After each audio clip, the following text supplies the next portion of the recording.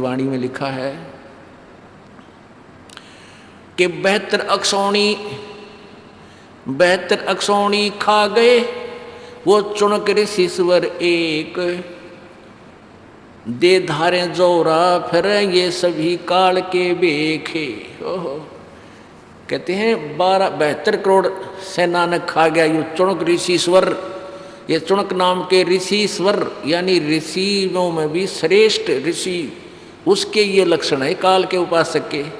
और कहते हैं दे धारे या मौत फिरे, जोरा माने मौत, ये देखे संत, और ये से एटम बम, ये दे धारे मौत फिरे, ये सभी काल के भेख यानी सब काल के समुदाय टोल के टोल फिरे हैं।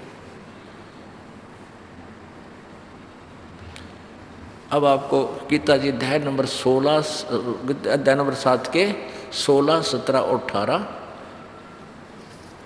इन श्लोकों से रूबरू कराते हैं।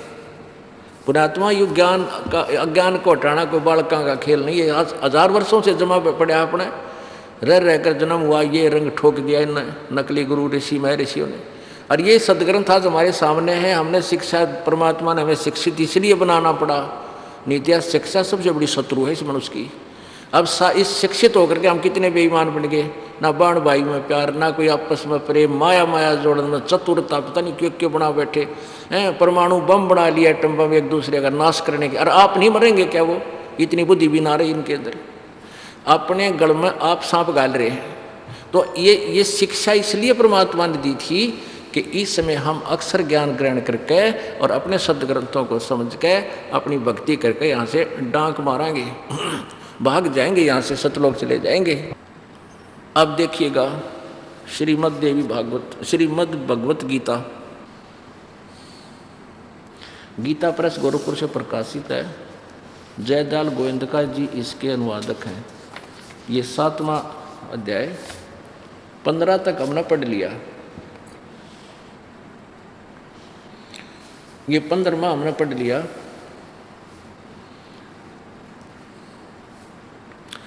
इस त्रिगुणमयी माया, त्रिगुणमयी रजगुण ब्रह्मा सदगुण विष्णु तमगुण शिव जी रूपी त्रिगुणमयी माया बड़ी दुस्तर है, जो केवल मुझे बजते हैं वो इससे ऊपर उठ जाते हैं। इस माया के द्वारा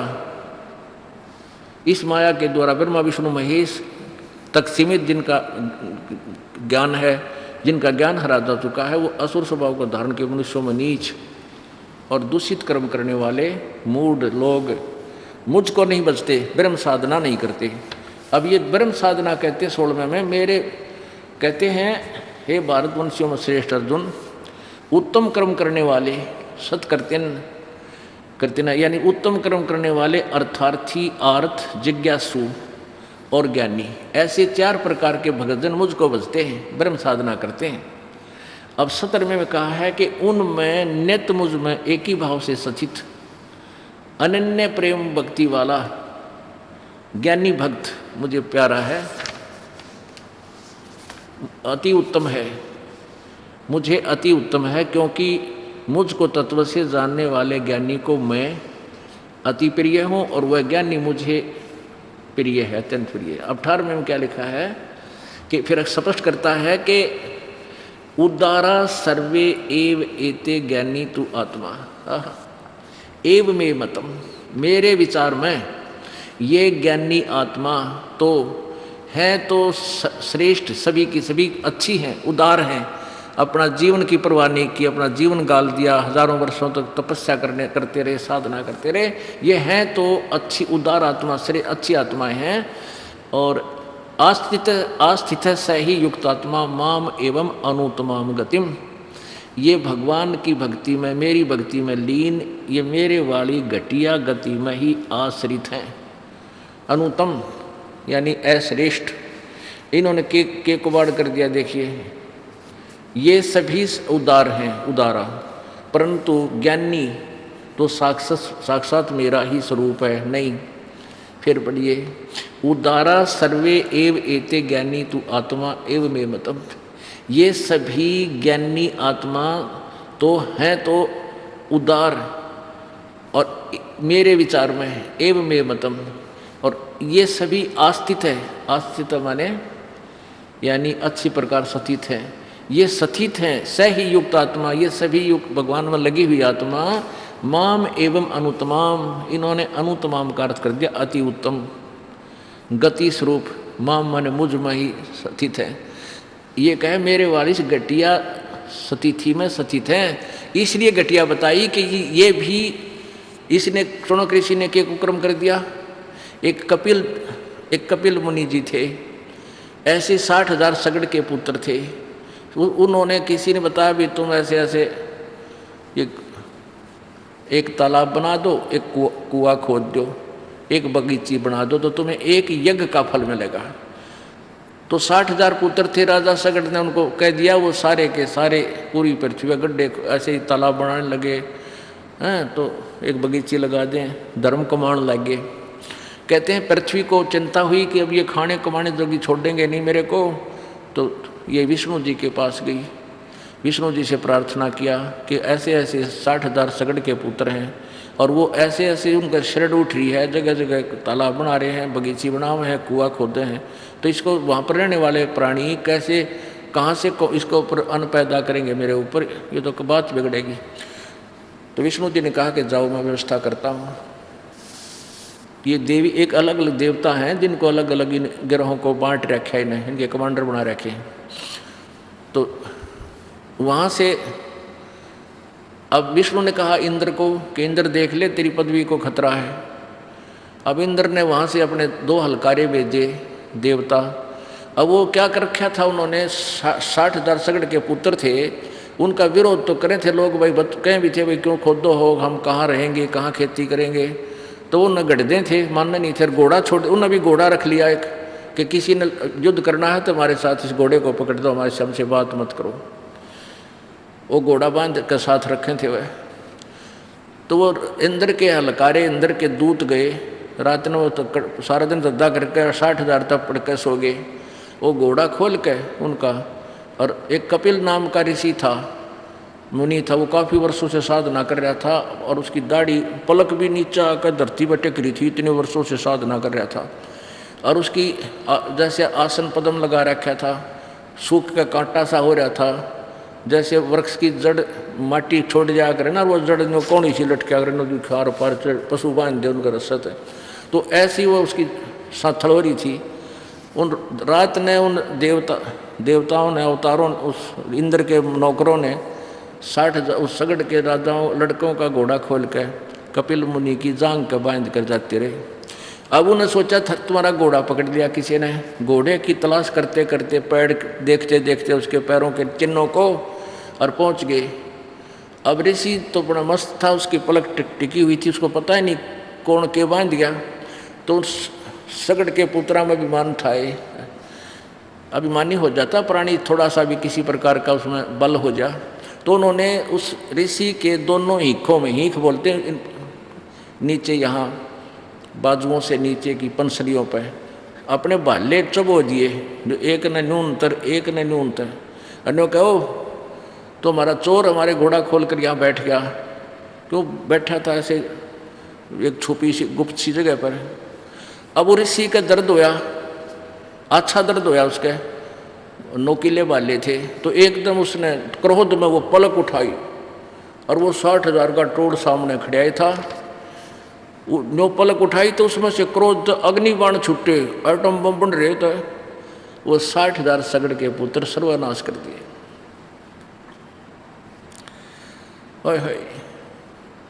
कहते हैं 60,000 सगड़ के होते हुए कपिल मुनीश्वर खाए। और तेरा ये मुनीश्वर मुनि श्रेष्ठों के लक्षण हैं।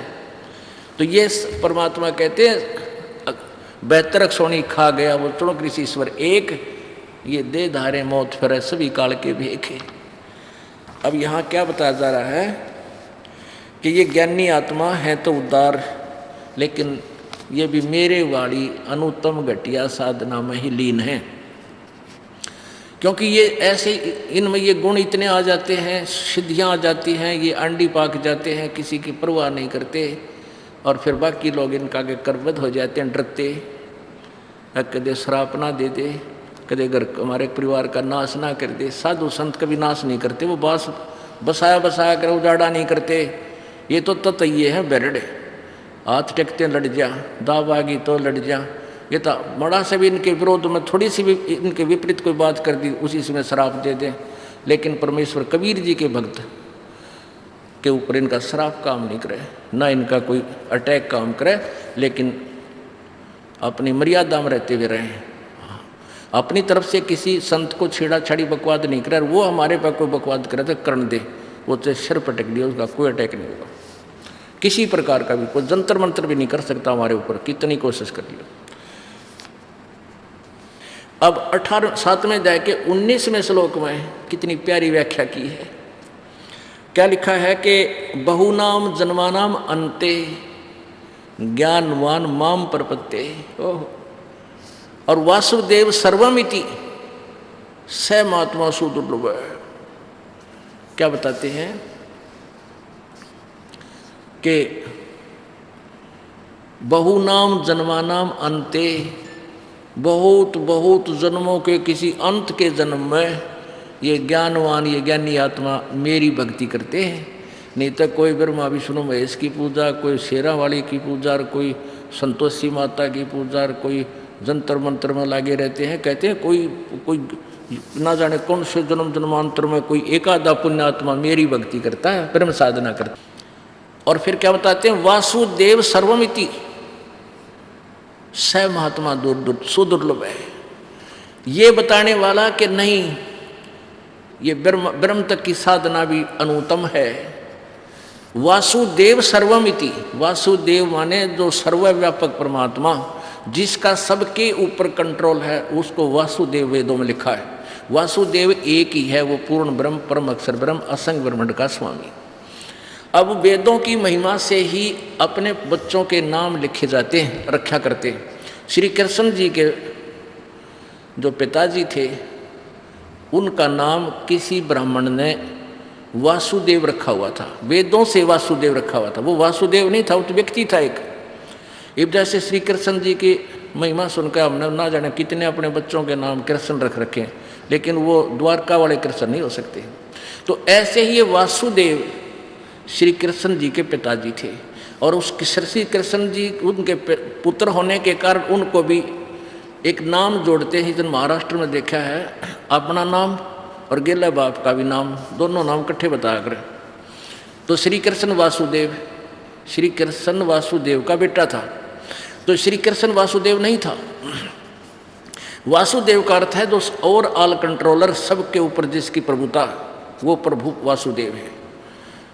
वो परमात्मा सब जगह सबके ऊपर कंट्रोलर है। अब ब्रह्मा जी और विष्णु जी और शिव जी एक विभाग में एक विभागीय मंत्री हैं।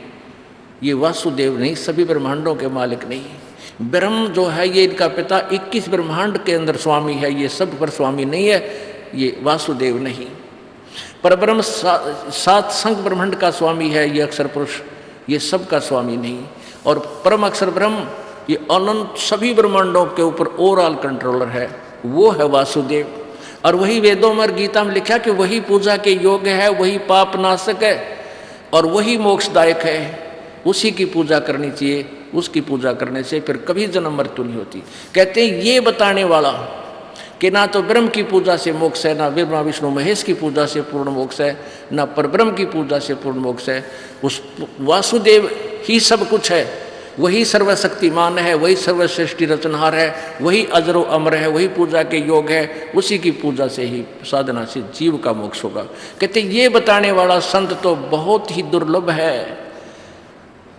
और सच्चिदानंद घन की वाणी में लिखा है गरीबदास साहिब जी ने, कोटों मध्य कोई नहीं रह झूम करा, अरबों में कोई गर्क सुनो रे झूम करा, तत्व भेद कोई ना कह रे झूम करा, ये पैसे ऊपर नाच सुनो रे झूम करा। यानी एक भक्त गया था पंजाब से गरीबदास साहिब जी के पास, जो परमात्मा कबीर जी के परिचित हुए, सतलोक से परिचित हुए और परमेश्वर कबीर जी द्वारा दिए गए ज्ञान का वो प्रचार करते थे। तो उस पंजाब से गए हुए उस भक्त ने जब सारा ज्ञान समझा, जब पूछा था गरीबदास साहिब जी से कि हे प्रभु, ये ऐसा ज्ञान तो आज तक किसी ने बताया नहीं हमारे को, तब गरीबदास साहिब जी ने कहा था कि करोड़ संतों में ऐसा ज्ञान देने वाला तुझे नहीं मिलेगा। झूमकरा, झूमकरा उसका उर्फ नाम था, वैसे राम राय नाम था। लुधियाना के पास एक वासियर गांव है, उस पिंड से वो करने वाला था, बहुत बड़ा जमींदार था, सरदार जी था। तो क्या कहा गरीबदास साहब ने कि करोड़ संतों में नहीं है ऐसा ज्ञान देने वाला, अरबों में कोई गर्क सुनो रहे झूमकरा, अरब संत मार्गदर्शकों में, संतों में, भक्त, ये गुरुओं में एक मिलेगा जिसके पास पूरा समाधान भी हो और ज्ञान भी हो। एक गांव में मान लिया 15,000 की आबादी है तो 5,000 गुरु पाएंगे। कोई तो और किसी बालक का हो जाए ना गड़बड़, छोटे से गए कुआ तक पड़ोसन आओगी, इसके बाहर लिखा हो रहा है बेबे तेरे छोरे का 5 रुपये बोल दे। एक कहेगी भीतर लिया का हो रहा है बेबे इसके 2 रुपये दर दे। सासू ने कहेगी इसका कान तला टीका ला दे। बुआ होगी इसका चांद बांध दे, टोकना होगी। एक इस हाथ का बंधवा देंगे तबीज।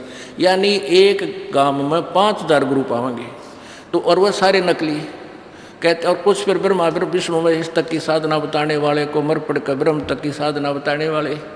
तो कहा है कि अब गीता जी देखियो 7वें अध्याय का 19वां श्लोक, 18वां आपने पढ़ लिया, ये 18वां आपने पढ़ लिया।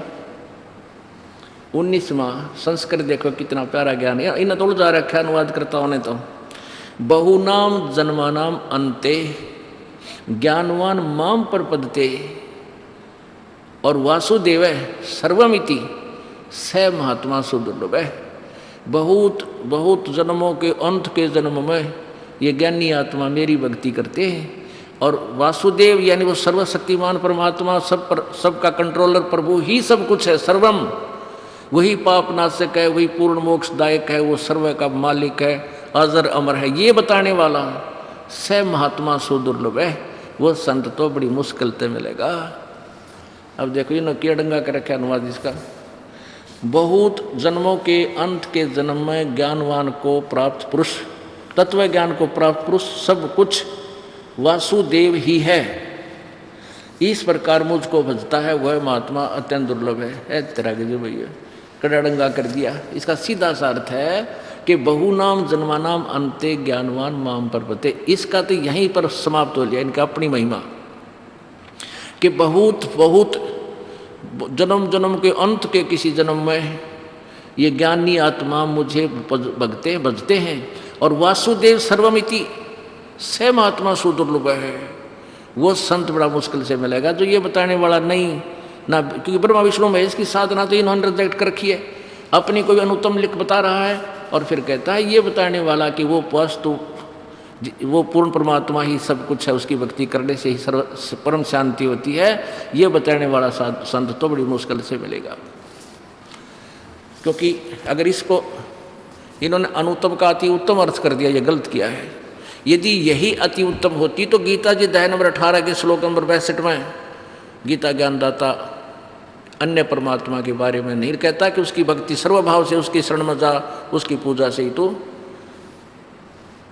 परम शांति और सनातन परम धाम को प्राप्त होगा। अपने आत्माओं, ये था गीता जी का संदेश, ये था वो तत्व ज्ञान इसके अंदर भरा हुआ।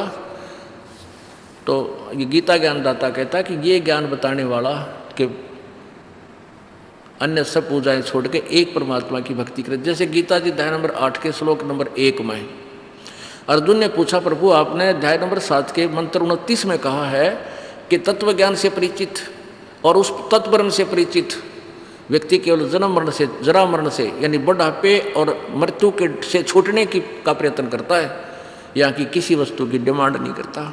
तो वो किम तत्वब्रह्म, वो तत्वब्रह्म वो परमात्मा है कौन? 8वें अध्याय के 3रे मंत्र में ही उत्तर दिया गीता ज्ञानदाता ने कि वो परम अक्षर ब्रह्म है।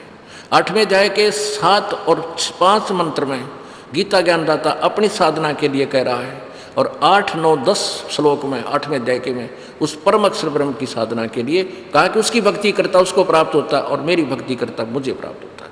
और मेरी भक्ति करने वाला नासवान है, उसका समय अक्षणिक है, ब्रह्मलोक में जाता। 8वें अध्याय के 16वें श्लोक में लिखा है कि ब्रह्मलोक पर्यंत ये सभी पुनर्वर्ती में। तो पुण्यात्माओं, ये ज्ञान जब आपके हृदय में जम जाएगा तब तुम भगत बनोगे। अब दया कर दी परमात्मा ने, कहा समझा है तो सिर धर पाओ और बौर नहीं रे ऐसा दो। समझ गए तो सिर पर पाँव धर लो और बेड़ा पार करवाओ। बोलो सतगुरुदेव। परम पिता परमेश्वर पूर्ण ब्रह्म सारी सृष्टि के रचनहार कुल मालिक कबीर परमेश्वर जी की असीम कृपा से ऐसे घोर कलयुग के अंदर आप जी को वो अनमोल ज्ञान प्राप्त हुआ है जिससे ब्रह्मा विष्णु महेश जी और ऋषि जी और वो पुण्यात्मा जो परमात्मा को चाह रही है वो वंचित थी, वंचित हैं।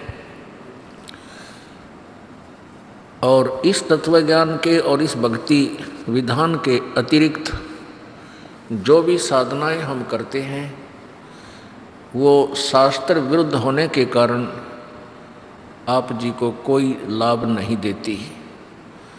आप जी काल के जाल में ही फंसे रह जाते हो।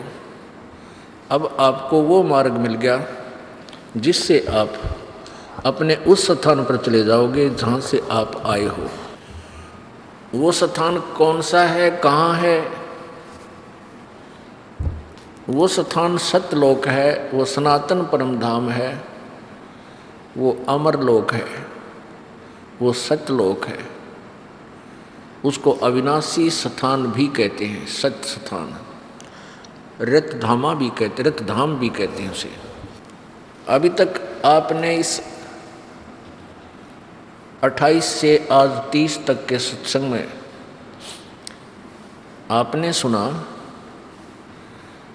कि हमारे सद्ग्रंथ हमें क्या संदेश दे रहे हैं। आंखों भी देखा, आपको उन पवित्र सद्ग्रंथों से रूबरू भी कराया गया। आप जी को क्या पता लगा कि हमारे सद्ग्रंथ बताते हैं कि ब्रह्मा विष्णु महेश जी एक ब्रह्मांड में ये एक विभागीय साहब हैं, भगवान हैं, राम हैं। जैसे एक प्रांत में एक मुख्यमंत्री होता है, अन्य मंत्री होते हैं, तो इस ब्रह्मांड रूपी स्टेट में, प्रांत में, ये ब्रह्म तो मुख्यमंत्री समझो और श्री ब्रह्मा जी, श्री विष्णु जी, श्री शिव जी ये एक एक विभागीय मंत्री समझो। रजगुण विभाग के श्री ब्रह्मा जी मिनिस्टर यानी साहब राम हैं और सतोगुण विभाग के श्री विष्णु जी साहब हैं, राम हैं, भगवान कहो, प्रभु कहो, स्वामी कहो। और तमोगुण विभाग के श्री शिव जी स्वामी हैं, राम हैं, साहब हैं, एक मंत्री हैं। पुण्यात्माओं, अभी तक पूरा विश्व प्रभु की परिभाषा से भी परिचित नहीं है। जब तक ये तत्वज्ञान हमें नहीं मिला था तब तक हमारी अध्यात्म ज्ञान की बुद्धि ऐसी थी जैसे आज से 60-50 वर्ष पहले हिंदुस्तान के अंदर अशिक्षा होने के कारण आम नागरिक की बुद्धि थी। कैसे थी? जब हम छोटे छोटे थे, गांव में कोई भी कैप पहन कर, हैट पहन कर और कोई पैंट कमीज वाला व्यक्ति आ जाता था तो उसको कहते थे साहब आ रहा है। अब कोई कहता था कौन सा साहब है? पानी वाला साहब आ रहा है, क्योंकि उस समय नहरें हमारे गांव के आसपास से 2 नहर जा रही थी, तो विशेषकर वो सिंचाई विभाग के अधिकारी कर्मचारी आते रहते थे और कभी कभी कोई तहसीलदार साहब भी आ जाते थे। उनके साथ में और भी अन्य, जैसे कोई व्यक्ति आता था, कैप पहन रखी होती थी, तो क्या करते, कौन आ रहा है? पानी वाला साहब आ रहा है, यानी नहर वाला साहब आ रहा है। अब उनको ये नहीं पता था ये किस सतर का साहब है, मतलब आम आदमी को ये ज्ञान नहीं था। तो साहब कहा करते, चाहे एसडीओ होता, चाहे एक्शन होता, चाहे एससी आता, नो कहा करते साहब आ रहा है। और पटवारी को एक सुप्रीम पावर मान रखी थी, माना करते पटवारी को ही वो सब महत्व देते थे। पटवारी ये हमने हमारा सबसे बड़ा साहब है, इससे आगे वो जाने ना थे, क्योंकि गुलाम देश था, अंग्रेज लोग मनमानी किया करते थे। वो यही चाहते थे कि इनकी जनता शिक्षित ना हो और तुम्हारा दाव लगा रहे। यही काल भगवान का विधान है, वो ये चाहता है कि इनको तत्व ज्ञान ना हो और तेरा दाव लगा रहे, ये तेरे जाल में फंसे रहे। लेकिन अब समय आ गया है इस ज्ञान की आज़ादी का। अब ये आज़ादी स्वतंत्रता होकर रहेगी, क्योंकि परमात्मा कबीर जी का आदेश है और उस परमात्मा के आदेश को मोड़ नहीं सकता, रोक नहीं सकता। और कोई बाधा बनने की चेष्टा करेगा तो अपना काम बिगाड़ेगा, पाप का भागी बनेगा, इसको नहीं रोक सकेंगे। वो तो ऐसा होगा जैसे ट्रेन की पटड़ी पे, रेल की पटड़ी पे कोई अंधा गधा खड़ा हो और खुड़का दुड़का सुनकर वो ने सोचा कौन आ गया तुझे डिस्टर्ब करने के लिए। एक अंधा गधा खड़ा था रेल की पटड़ी पे, गाड़ी ने विसल दी, फिर गड़गड़ गड़गड़ होती हुई पटड़ी हल्ली। उसने सोचा कोई तुझे छेड़ाछाड़ी करने के लिए निकट आ रहा है, तो उसने दोनों दलत्ते पहना लिए, पिछले दोनों पैर तैयार कर दिए, तेरे निकट आ इनको ठोक दूंगा, कौन आ रहा है मुझे डिस्टर्ब करने के लिए। अब जो ही ट्रेन निकट आई तो उस भगत जी ने दोनों लात मारी उसका, रेल का इंजन का, उठा कर उस इंजन ने वो पटक दिया, एक लो टुकड़े टुकड़े हो गया। तो परमात्मा के मार्ग में बाधा करना वही व्यक्ति कर सकता है जो अंधे गधे जैसा होगा। उसकी दशा क्या होगी वो समय बताएगा। जैसे हिरण्यकशिपु की हुई, रावण की हुई और कंस की हुई, ये तो एक मोटे उदाहरण है। और अब दिखा देंगे जो इसमें जो वादा किया जिन लोगों ने, उनके लिए क्या करेगा भगवान, आपकी आंखों के सामने होगा। हम नहीं चाहते कि किसा बुरा हो, नहीं, और ना हमारे सोचे तो और ना हमारे किए से हो। जैसा जिसका कर्म उसको अवश्य दिया जाएगा। तो फिर ये पूरे विश्व में परमात्मा का मार्ग फैलेगा। अब स्वतंत्रता का समय आ गया है। तो क्या था, पहले हमारे ऐसी स्थिति थी जैसे इस ज्ञान से पहले हम ब्रह्मा विष्णु से महेश से ऊपर किसी को नहीं समझा करते। यही हमारे लिए सुप्रीम पावर थी और सपने में भी नहीं सोच सकते थे कि इन तो ऊपर कोई भगवान है। हमारे ज्ञान की ऐसी स्थिति थी जैसे एक बुढ़िया का लड़का, विधवा थी वह, उसका बच्चा, उस बुढ़िया ने मेहनत मजदूरी करके पढ़ा दिया, लिखा दिया, वो तहसीलदार लाग गया। तहसीलदार की पोस्ट प्राप्त होगी उस बुढ़िया के बच्चे ने। अब वो लड़का तहसीलदार की पोस्ट को ज्वाइन करके घर में आया, अपनी माता से कहा, माँ आज आपकी मेहनत सफल होगी। आज तक आपने अपने बेटे की पढ़ाई लिखाई में बहुत कुछ मेहनत मजदूरी करके कष्ट उठाया। अरे माँ तू अपने प्रेम से रहिए, ठाठ से रहे, तेरा बेटा तहसीलदार लाग गया। तब माता कहने लगी, अरे ना मेरे बेटा, सिर पर हाथ धरके ने बोली, बेटा भगवान करे तुम जल्दी पटवारी बन जा। क्योंकि उस बुढ़िया ने पटवारी की महिमा का ज्यादा पता था, तहसीलदार को वो कभी सुना भी ना था उस बेचारी ने। तो उस बुढ़िया ने तहसीलदार से बड़ा पटवारी दिखा था, जबकि तहसीलदार के नीचे तो बहुत और स्टाफ आ जाता है। तो आज तक हम ब्रह्मा विष्णु महेश को इतनी सुप्रीम पावर मान रहे थे। एक बार एक चुटकुला आया था एक समाचार पत्र में, उसमें एक बार क्या हुआ कि कुछ मंत्री थे, कुछ मुख्यमंत्री भूतपूर्व, उन पे आरोप लगा हुआ था कि उनने कोई घोटाला किया और घोटाले के बारे में विवरण दे रखा था कि यदि ये घोटाला सिद्ध हो गया तो इस मंत्री को इतनी सजा हो सकती है, इस मंत्री मुख्यमंत्री को इतनी सजा हो सकती है। तो एक ने प्रश्न किया, उसी में उस चुटकुले में प्रश्न कर रखा था। उसने कहा कि भाई यदि प्रधानमंत्री और राष्ट्रपति जी ये ऐसा घोटाला कर दें, क्या इनको भी सजा मिल जाएगी? तो उत्तर देने वाला कहता ये कि डीसी लाग रहे हैं, इनकी भी सजा होगी। यानी प्रधानमंत्री राष्ट्रपति से भी हमारी सोच में जो पुराने हिसाब से थी, हम डीसी ने सबसे सुप्रीम मान रहे थे कि ये के डीसी लाग रहे हैं। तो पुण्यात्माओं, आज हमारे आध्यात्मिक ज्ञान की ये स्थिति थी जब तक हमने ये तत्व ज्ञान नहीं मिला था या जागृति नहीं आई थी। अब हम ये दास आपको परमात्मा की परिभाषा बतावेगा, डेफिनेशन ऑफ गॉड। पुण्यात्माओं, ये कोई आदेश है परमात्मा का और रजा है प्रभु की कि आप पुण्यात्माओं के ऊपर इस तत्व ज्ञान के प्रचार के लिए इस दास को चुना गया, क्योंकि ये दास एक मजदूर व्यक्ति था, किसान के घर जन्म था और किसान का काम इतना अनथक होता है, रात और दिन का उसने कोई चिंता नहीं। चाहे रात में भी पानी देने जाता है, दिन में हल जोतता है, पशु भी संभालता है।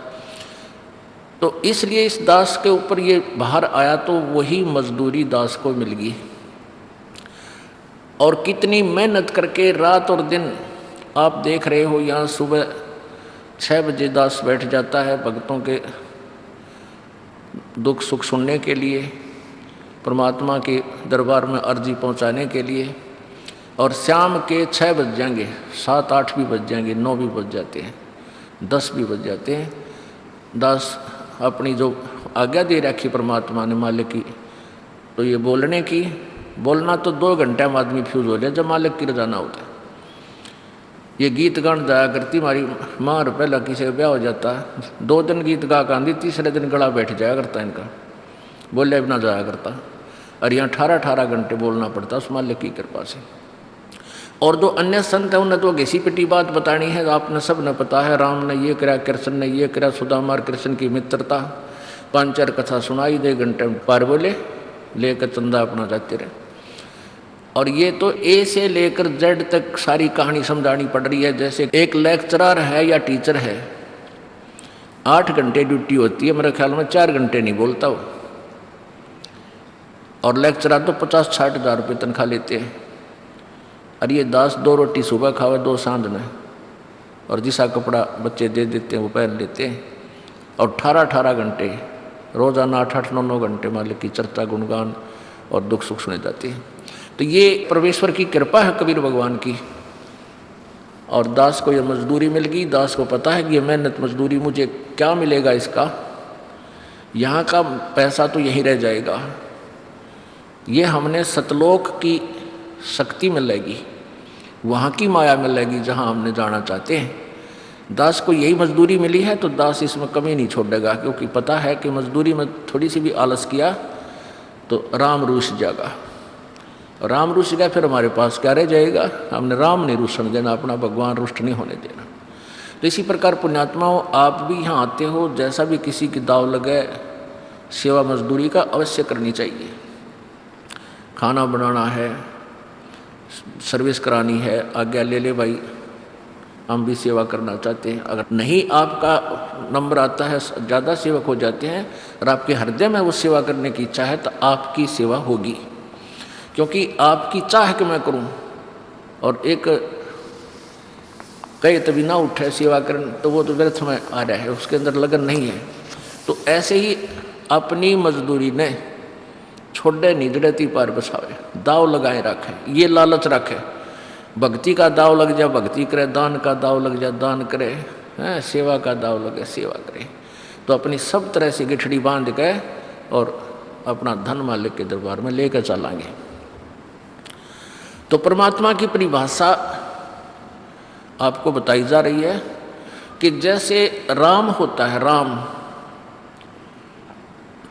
राम का अर्थ, अब हिंदी में तो राम, हम अपने हिसाब से राम को मानते हैं एक असीम शक्ति है जो हमें सुख देती है, हमारे दुखों का निवारण करती है, जो हमें कंट्रोल करती है, हमारी रक्षा करती है, उसको हम राम बोलते हैं। दूसरे शब्दों में उसको भगवान भी कहते हैं, उसको हम परमात्मा भी बोल देते हैं। ये उसी शक्ति के उपमात्मक उपाधि के नाम हैं। और अन्य भाषाओं में उसी को अल्लाह भी कहते हैं, उसी को गॉड भी कहते हैं, उसी को रब भी बोलते हैं। ये रब, अल्लाह, गॉड, ये है क्या चीज़? अभी तक हमारे को जो भी लोकवेद अभी तक सुनाया गया था उसमें यही बताया गया था, परमात्मा निराकार है, वो कण कण में व्यापक है, वो किसी के समक्ष नहीं आता, वो दिखाई नहीं देता। हमने ये भी मान लिया। फिर हमें बताया गया कि ब्रह्मा विष्णु महेश परमात्मा है, भगवान है, इनकी ये तस्वीर है, चित्र है। हमने उनके चित्रों को भी रख लिया, सीने से लगाया और उनमें श्रद्धा लगाई। और जो साधना हम कर रहे थे उस साधना से हटकर क्या बताते थे कि मेडिटेशन करना चाहिए। मेडिटेशन में ध्यान लगाओ। ध्यान लगाने में क्या दिखेगा? कुछ तो दिखेगा। अब जिन्होंने मेडिटेशन किया कुछ दिखा नहीं, कोई कहे हमने घंटी सी सुन गई, कोई कहे हमने प्रकाश देख लिया। कहते भगवान कैसा है? भगवान तो निराकार है। फिर ब्रह्मा विष्णु महेश की मूर्तियां किस लिए रखी? फिर तो ये भगवान नहीं है। तो ऐसी हमारी निराधार सोच थी, निराधार हमारा ज्ञान था। अब इस तत्व ज्ञान से सब क्लियर हो जाएगा। राम कहो, साहेब कहो, अल्लाह कहो, देव कहो, गॉड कहो, ये शक्तिबोधक शब्द हैं। जैसे एक ब्रह्मांड में ब्रह्मा विष्णु महेश दुर्गा और ये ब्रह्म और 33 करोड़ देवता, 88,000 ऋषि, ये और 14 लोक और अन्य ये महास्वर्ग आदि, ये इसके अंदर व्यवस्था है। 9 लाख तारे, चांद, सूर्य, ये एक ब्रह्मांड के अंदर ऐसी व्यवस्था है। तो एक ब्रह्मांड में इन 3 लोक में, पृथ्वी लोक पे, नीचे पाताल लोक पे तथा स्वर्ग लोक में ब्रह्मा विष्णु महेश जी एक एक विभाग के राम हैं, स्वामी हैं। रजगुण विभाग के ब्रह्मा जी, सतगुण विभाग के विष्णु जी, तमगुण विभाग के शिव जी। ये इतने राम हैं। जैसे एक प्रांत में एक प्रांतीय मंत्री होता है, जैसे एक होम मिनिस्टर होता है, एक इरिगेशन पावर मिनिस्टर हो जाता है, एक वित्त मंत्री होता है, ऐसे मंत्री होते हैं। तो ये एक ब्रह्मांड में ये 3 मंत्री हैं और 3 मंत्री साहब हैं। ये भी राम हैं, ये भी साहब हैं, देव हैं। इनकी इतनी अक्षमता है। एक ब्रह्मांड में मानो एक प्रांत में ये ब्रह्म जो है ये एक चीफ मिनिस्टर है। ऐसे ऐसे इसके अंतर्गत 21 ब्रह्मांड हैं। ये प्रत्येक ब्रह्मांड में स्वयं ही ऐसे as a chief minister control करता है। ये इतना राम है, 21 ब्रह्मांड का स्वामी है। अब एक अक्षर पुरुष है, जैसे गीता जी अध्याय नंबर 15 के 1 से 4 मंत्र में और 16-17 में इन 3 परमात्माओं की, 3 भगवानों की न्यारी न्यारी सतिथि है। एक तो उल्टा लटका हुआ संसार रूपी वृक्ष का प्रमाण देकर के गीता ज्ञानदाता ने बताया कि ऊपर को जड़ तो पूर्ण परमात्मा है संसार रूपी वृक्ष की, और नीचे को तीनों गुण, रजगुण ब्रह्मा, सतगुण विष्णु, तमगुण शिव जी रूपी शाखाएं हैं। और जो संत इस उल्टे लटके संसार रूपी वृक्ष के सभी विभागों को तना, डार और शाखा और जड़, मूल, इनके विषय में भिन्न भिन्न बताओगा कि संसार रूपी वृक्ष के कौन तो जड़ है जो सबका पालन करता है, वो जड़ रूपी भगवान, मूल रूपी भगवान कौन है, और तना कौन है, डार कौन है, शाखा कौन है। तो परमेश्वर कबीर जी ने उस परम अक्षर ब्रह्म ने अपने द्वारा रची हुई सृष्टि को स्वयं ही बताया। 600 वर्ष पहले मालिक आए थे और अपनी सच्चिदानंद घन की वाणी, कबीर वाणी में ये सब भेद लिखवा कर चले गए थे। और इन अज्ञानी ऋषियों और गुरुओं ने, ब्राह्मणों ने, पीरों ने परमात्मा के उस अमर ज्ञान को रिजेक्ट करवा दिया कि ये तो एक अशिक्षित का बोला हुआ ज्ञान है, इसकी भाषा में भी शुद्धता नहीं है, और ये संस्कृत नहीं जानता था, और ये वेदों के बारे में गलत बोल रहा है, पुराणों के बारे में गलत बता रहा है। तो हम अशिक्षित थे, इसलिए हमने उस अनमोल रत्न को नहीं पहचाना, इस लाल को कौड़ी मान लिया, परमेश्वर की वाणी को और कबीर भगवान को। तो परमात्मा ने स्वयं अपने उस सच्चिदानंद घन की वाणी में गीता जी अध्याय नंबर 4 के श्लोक नंबर 32 में गीता ज्ञानदाता ब्रह्म ने बोला है, श्री कृष्ण जी में प्रवेश करके ये काल बोल रहा है। उसने बताया कि जो मैंने 25 से लेकर 31 तक जो भी साधनाओं का विवरण दिया है, इसके अतिरिक्त और सच्चिदानंद घन की वाणी में ब्रह्मणे मुखे, उस सच्चिदानंद घन की वाणी में, उस सच्चिदानंद घन यानी परम अक्षर परमात्मा पूर्ण ब्रह्म की वाणी में, उसके द्वारा अपने मुख से बोली गई वाणी में ये ज्ञान विस्तार से कहा गया है।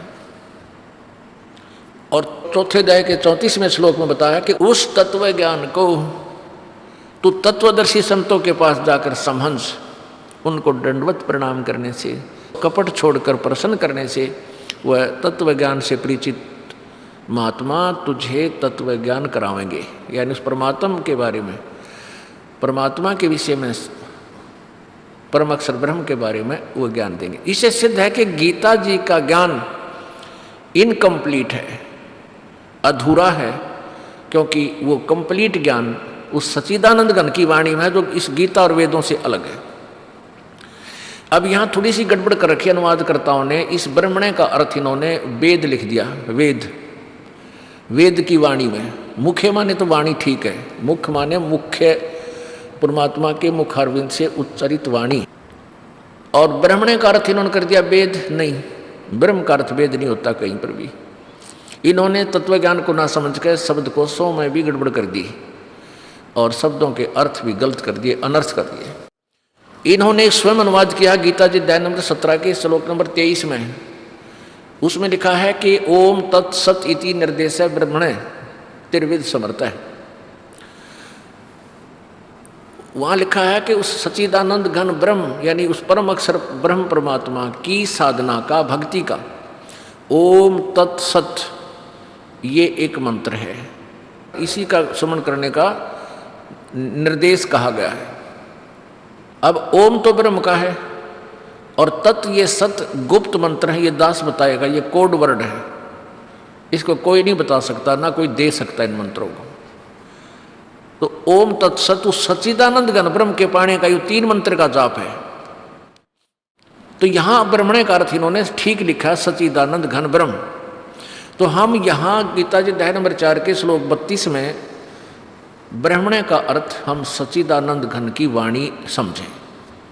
तो सच्चिदानंद घन की वाणी में विस्तार से बताए गए हैं, उनको किसी तत्वदर्शी संत से जाकर समझ।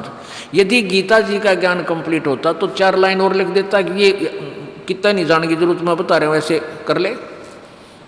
अपने सत्र का गीता जी में 20 स्थान पर लिखा कि ये तो मेरा मत है और ये वेद मत है, जो ब्रह्म का मत है वो इनकम्प्लीट है, अधूरा है, इसने अपनी अटकल लाई है, और जो वेद का मत गीता जी में लिखा है वो सही है।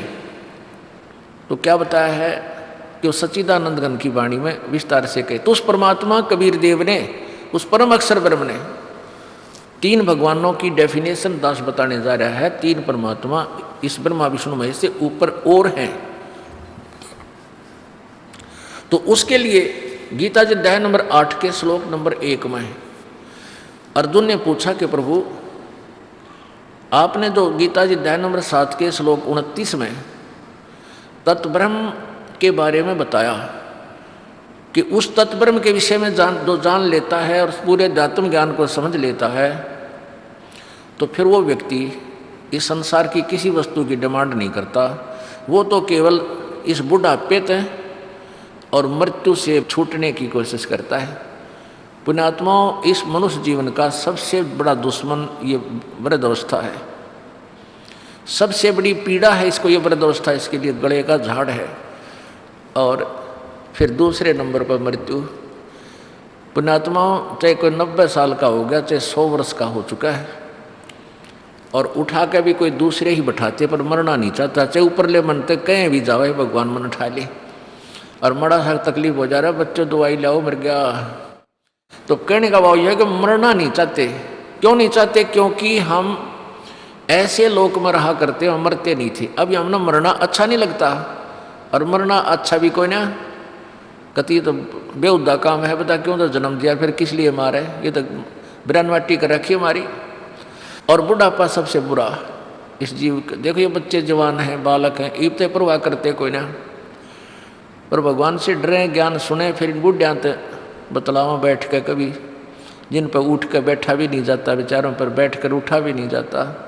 और पहले ये कभी युवा थे और 40-40 50-50 किलो का वजन आप तो उठा के सिर पर रख के खेतों से चारा लाया करते। हमारे पिताजी देख लो सुकड़ के किसे हो गए, और ये इतने बलवान थे, अकेले ये हाथ के मशीन थी वो चारा काटने की, और 10-10 15-15 ये गट्ठड़े अकेले काट दिया करते। हमारे पता गहरे भी ना उसमें चारा लगा करते ना काटने के लिए, वो भी ना लगा करते रहे अकेले, ऐसी छाती थी इनकी, अरे भी इन पर उठा बैठा भी ना जाता। तो ये बुढ़ापा हमारा सबसे शत्रु है। ये बुढ़ापा माए पाछा यो फिर कति कंडेम हो जाए, सारे दर्द, शर्मा दर्द, कड़मा दर्द, पिंडी भड़के, दांत दुख है, कदे कटवाने कदे चढ़वाने, आँखें दिखना बंद हो गया, कदे कुछ हो गया। तो कहते हैं जिसको यो ज्ञान हो जाएगा वो फिर यहाँ से पीछा छुटवा होगा। परमात्मा की भक्ति से बुढ़ापा भी फिर बड़ी यात्रा कटा करे, ये सत्कर मान लेना। परमात्मा का सहयोग मिलने के बाद आपका वृद्धावस्था भी अच्छी तरह कटेगी। लेकिन जिन्हें पहले से शुरू कर रखा, इब आज कति कंडे मोलिया, उठा जाता ना बैठा जाता, इब नो के नाम लूँगा। नाम लेना तो अच्छी बात है, क्योंकि उससे बहुत सहयोग मिलेगा उसको। बुढ़ापे में भी नाम ले लेना चाहिए, चाहे कति अंतिम सांस रह रहा हो तो भी सहारा मिलेगा, फिर मनुष्य जीवन मिल जाएगा उसको नेक्स्ट शीघ्र ही। और अब जुमा कति कंडम हो लिया, रीब नाम लेना है हरने का, मतलब 1 महीना हो गया नाम लिए, मृत को सहारा ना लग गया। देखो फर्क लग गया करे। अब जिसने 80 साल तक कति खोटे खोद लिए, सारे पाप करें हम, जब तक भगवान की भक्ति नहीं करते, चाहे हम बिल्कुल किसी का बुरा नहीं करते तो भी अच्छा एक नहीं करते। और पाप आपको बता, इस पृथ्वी ऊपर पगदो 12 करोड़ जीव एक दिन में मारे, ये पाप नारे लिखे जाते, चाहे हमने ना पता हो कि हम ये पाप कर रहे हैं, ये यहाँ का विधान है। लेकिन जो पहले से भक्त लगे हुए हैं और फिर उनकी वृद्धावस्था आवेगी, जब सच्चे जलते लग रहे, डुप्लीकेट लगेंगे तो शायद फल मिलेगा। यानी सच्चे हृदय थे, समर्पण करके डर का भगवान तो भक्ति करे, नियम रखे, फिर उनको बुढ़ापा दुखी नहीं कर सकता। ये गारंटीड बात है, चाहे किसी तरह करे परमात्मा उसकी सौ व्यवस्था कर देगा। अब बूढ़े आदमी न्यू सोचेंगे, कोई बूढ़ा व्यक्ति मान ले नाम लेना चाहे, न्यू सोचा भाई क्या बनेगा, हम तो बूढ़े हो गए। और महाराज जी भी कहें भाई जो कति लास्ट में नाम लेगा उसको तो विशेष लाभ नहीं मिलेगा। विशेष का तात्पर्य है कि देखो, एक तो आदमी 10 साल से भक्ति कर रहा है और एक जमा कति कंडम हो लिया, सब तरह से दुख पा लिया, वृद्धावस्था ली, फिर उसको कहते हैं ले नाम ले ले, तो कुछ दिन तक फिर भी आनाकानी करता हुआ व्यक्ति, क्योंकि उसको ज्ञान को नहीं वो परमात्मा के विषय में, तो फिर वो नाम ले भी लेता है, तो वो श्रद्धा उसकी नहीं बन पाती। जैसे कहते हैं रण भक्ति और दान तीनों काम जवान।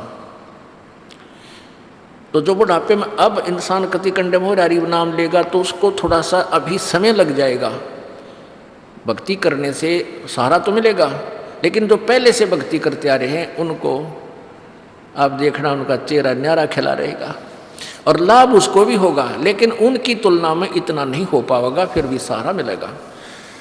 एक वृद्ध व्यक्ति था, सत्संग सुन रहा था, दास ने सत्संग किया, भाई ऐसे ऐसे भक्ति ना करने से ऐसे आपत्तियाँ आएंगी, बुढ़ापा बुरी तरह तंग करेगा। तो बूढ़ा हो रहा था, उस समय लगभग 65 साल की उम्र थी उसकी। तो सत्संग 3 दिन हम गांव में करते थे, उसने सत्संग सुना, दूर बैठ के अपने घर पर हुक्का पी और सत्संग सुना। अगले दिन वो शाम को सत्संग के उपरांत आ गया, जब हमने सत्संग कर लिया, जब वो बूढ़ा आ गया, 2 दिन सत्संग सुना, अगले दिन उसने आकर और आँखें में पानी भर लिया बैठ के मेरे पास। जिसके हम सत्संग कर रहे थे उन्हीं का पिताजी था वो, और वो सत्संग का विरोधी था, मेहनती आदमी था, किसान था।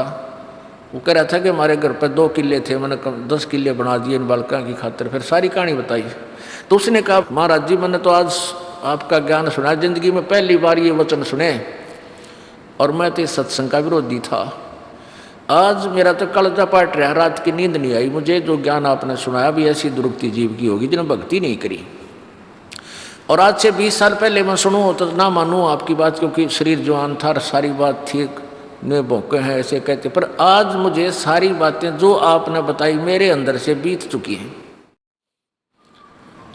और अब मेरी गिल के बनेगी। मैंने तो सारी उम्र तो हुक्का पिया, हुक्के का पाप बताया कि तम्बाकू से कितना पाप होता है प्राणी को, और सारी उम्र हलवाया इसमें भी पाप करे और पुण्य कोई नहीं करा, बनता ही नहीं पुण्य कोई, तो मेरा केरा होगा, मैं तो मर गया कति। अब क्या मुझे भी लाभ मिल सकता है? तो इस दास ने बताया कि ऐसी कोई बात नहीं, आप नाम लो और सच्चे मन तो भक्ति करो, सुनाई होगी आपकी। तो वो कहने लगा, ना जी मेरा क्या बना था, मेरा तब डोरा हाथ छूट ली।